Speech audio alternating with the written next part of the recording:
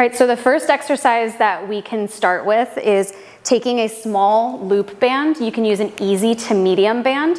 And what you're gonna do is you're gonna take that and put it right around both of your feet.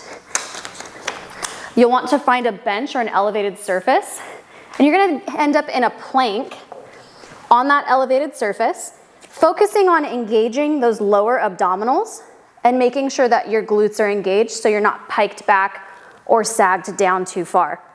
Find your high plank position, and you're going to pull through your hip flexor in the front of your hip, bringing your knee forward. So very much like a mountain climber, but you're gonna hold that for a good second.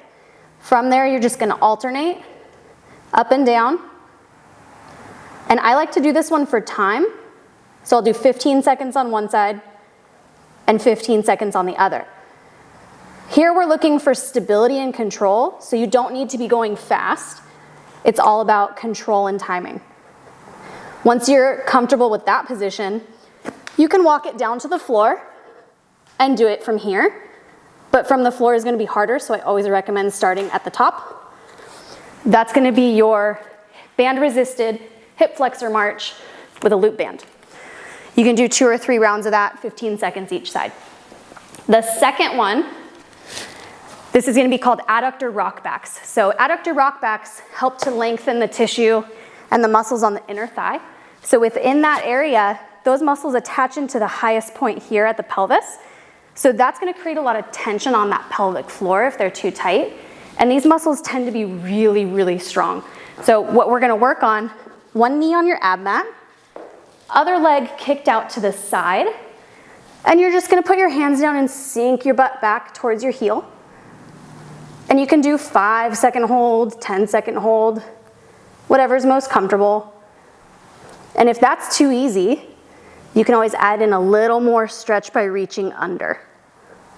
Hang out there, give it a little bit of a breathe. If you've ever done yoga, breathe through it. And then you're gonna come back up and repeat. Do that on both sides. I'll do 2 sets, 3 sets of 5 seconds on each side, and then I'll add that to my warm-up. It's a good dynamic warm-up. So the third exercise that you can do to strengthen those pelvic muscles and also give yourself a little bit more mobility through the pelvis and control in that pelvis is to do some Pallof press in a split stance. You can use crossover symmetry bands, any kind of resistance bands like this, or even the really skinny pull-up bands that we use. And you're gonna start in a split stance, almost like you just caught a split jerk. And you will do this on both legs, not just your dominant leg. And you're gonna create enough tension on that band that you feel that resistance.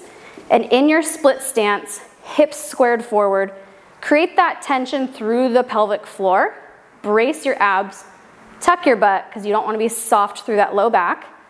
And you're just going to press in and out with that resistance, not letting it pull you in at all, because you want to fight out into that resistance a little bit. That's going to teach you control through here, but also in a split stance, a lot of my runners struggle to keep that dissociation under control, and that creates a lot of leakage. This one we would go higher on the reps, especially if you struggle with endurance. So you would do 15 reps each leg forward, 2 to 3 sets on each side, maintaining that good core control and upright trunk posture throughout.